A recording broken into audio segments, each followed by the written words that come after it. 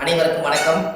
பாரம்பரிய திருவள்ளுவர் குல வம்சம் பிரசன்ன ஜோதிடர் சுபமாரிமுத்து திருப்பூர்லிருந்து இந்த பதிவு உங்களுக்காக. திருவாதிரை நட்சத்திரத்தில் மாந்தி இருந்தால் எந்த கோவிலுக்கு போனால் உங்களுடைய கர்மவினை தீரும்? மாந்தி என்பது யார்? எல்லாத்தோட ஜாதகத்திலையும் பாருங்க, ஒரு சில ஜாதகத்துல மாந்தியே ஜாதக ராசி கட்டத்துல சில பேர் அதுல போட மாட்டாங்க. சில கம்ப்யூட்டர்லேயே சிலதெல்லாம் வராது. ஆனால் மாந்தி பெரிய ஒரு அற்புதமான ஒரு மிராக்கலான விஷயத்தை காமிக்கும். ஏன் அப்படின்னா, சூரியனுடைய மகன் சனி பகவான், சனி பகவானுடைய மகன் மாந்தி.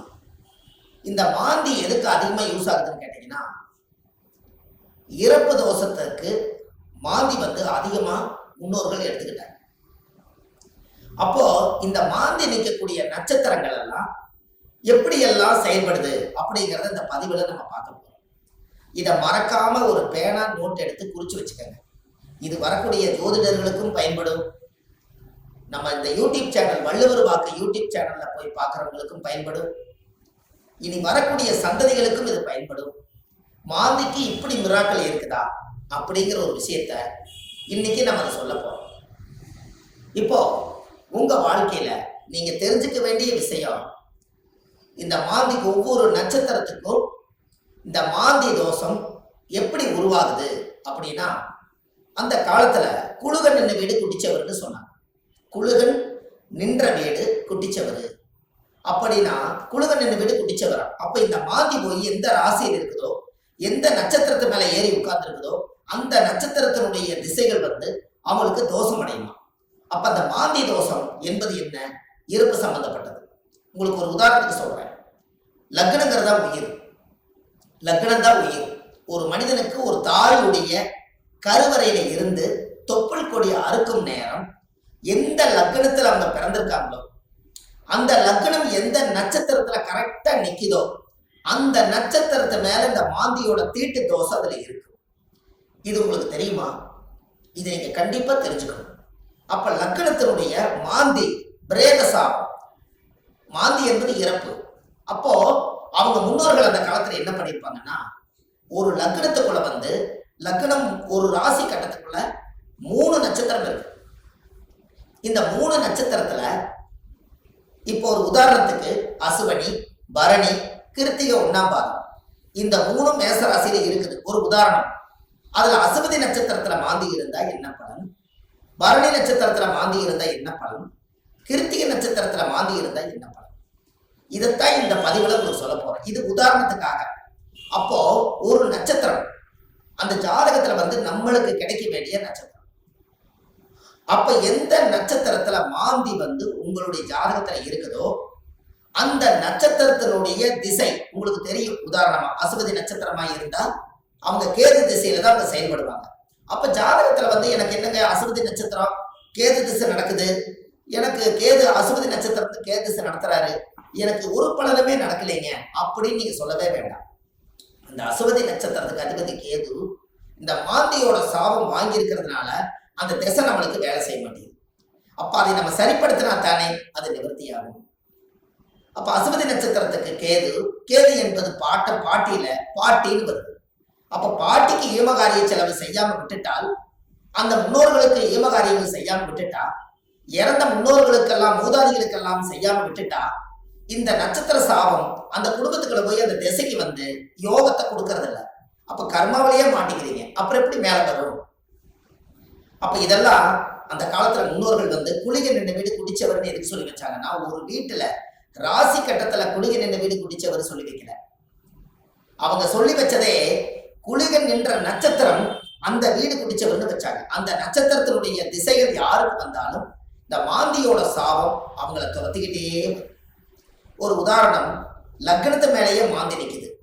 ஒருத்தருக்கு லக்னத்து மேலேயே மாந்தி, லக்னம் நின்ற நட்சத்திரம் எதுவோ அதுவே மாந்தி. அந்த மாந்தி சாபம் இருந்தா அவங்க என்ன ஒரு அனாதிபாடி எடுத்து அடக்கம் பண்ணுனா அவங்களுக்கு அந்த மாந்தி சாபம் நிவர்த்தி ஆகுங்கிறது ஒரு நூல்.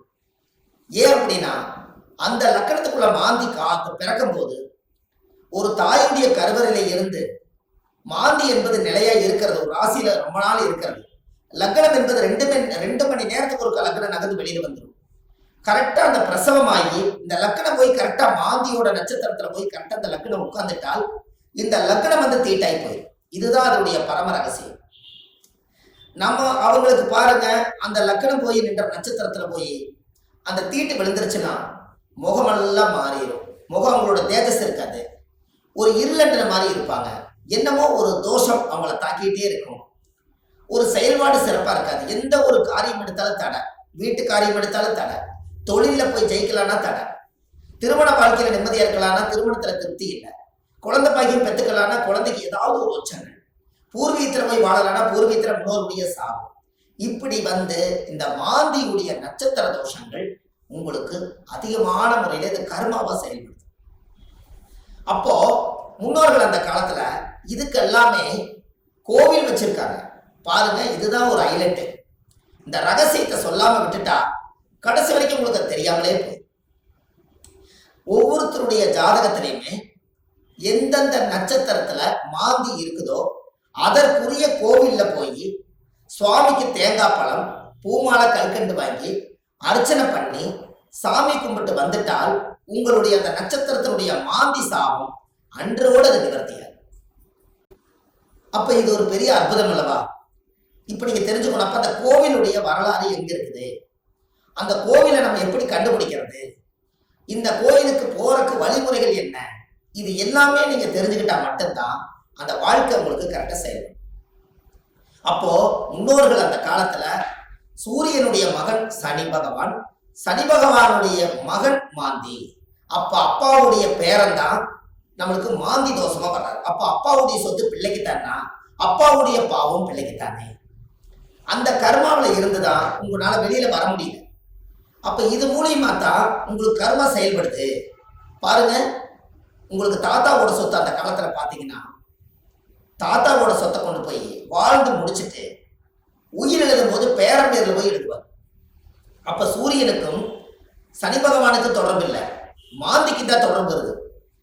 அப்போ அந்த ஜாதகத்திலேயே அப்ப மாந்தி என்பது உள்வனை கர்மா. மாந்தி என்பது முன்னோர்களுக்கு திதி கொடுக்காம விட்டுட்டீங்கன்னா அது நட்சத்திரத்தினுடைய மாந்தி போய் அந்த தோஷம் அடைஞ்சிடும்.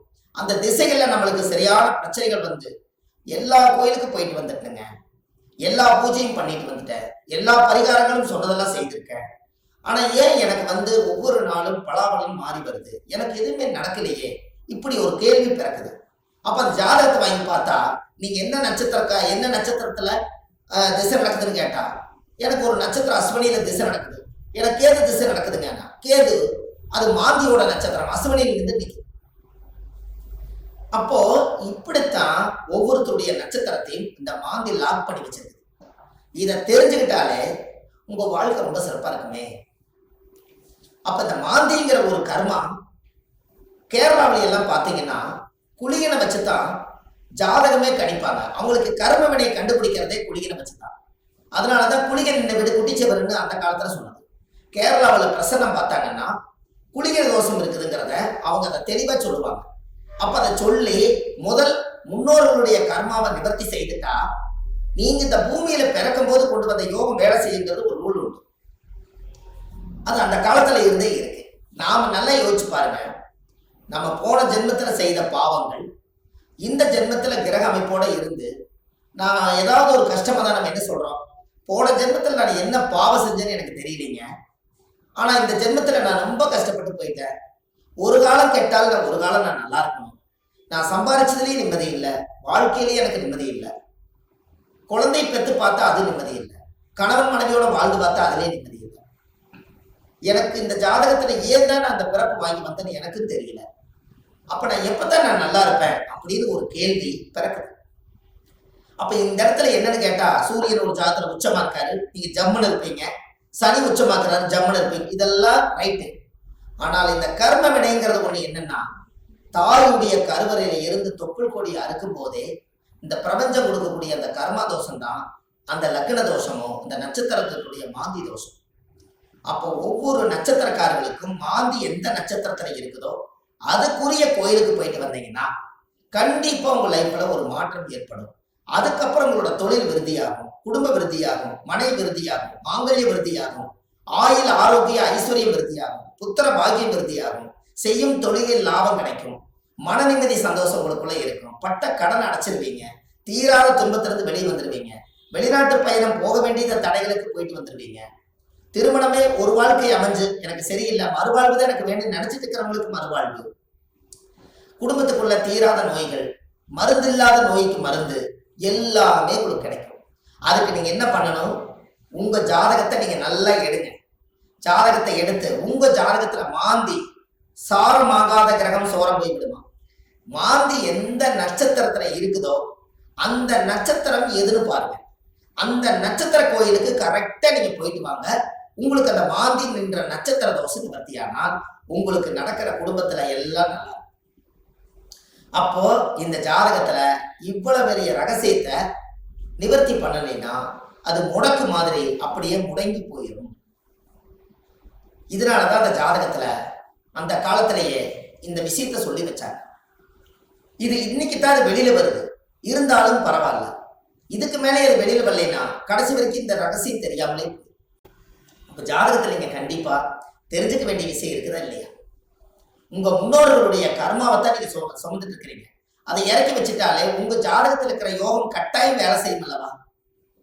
ஒவ்வொருத்தரும் மனசுக்குள்ள நம்ம எதோ சம்மந்தம் இல்லாத உள்ளத்துக்குள்ள எதையாவது ஒரு மனசுக்குள்ள போட்டு பரட்டிட்டே இருக்கிறோம். என்னைக்குத்தான் நம்ம இந்த மனசுல இருந்து ரிலீஸ் ஆயிடுவோம் அப்படிங்கிற உள்ளம் ஒவ்வொரு நாளும் துடிக்குது. அதுக்கு எங்க தப்பு நடக்குதுன்னு நம்மளுக்கு தெரியணும் அல்லவா? திசை அடிப்படையில பார்த்தா எனக்கு திசை நல்லா இருக்குதுன்னு சொல்றாங்க, ஆனா மனசு சரியில்லை. நட்சத்திர அடிப்படையில பார்த்தா எனக்கு இந்த நட்சத்திரம், ஆனா இந்த வரைக்கும் நான் நல்லா வாழல. லக்னம் நல்ல லக்னத்துல தான் பிறந்திருக்குன்னு சொல்றாங்க, ஆனா லக்ன பிறப்புல நான் நல்லா வாழல. 9 கிரகங்களும் சரியான இடத்துல அமைஞ்சிருக்குதுன்னு சொல்லியிருக்காங்க, ஆனா இது வரைக்கும் எனக்கு 9 கிரகத்தினுடைய சூட்சமத்தினால நான் திருப்தி அடையல. அப்ப நானே கையூனி கரணம் பாஞ்சு வாழ்க்கையில வெளியே சொல்லாம ஒரு கௌரவத்துக்காக வாழ்ந்துட்டு இருக்கிறேன். நான் என்னைக்குத்தான் உண்மையா வாழுவேன்? இப்படிங்கிற கேள்வி ஜோதிடம் பார்க்க ஒவ்வொருத்தர்களுடைய உள்ளத்திலே துடிக்குது.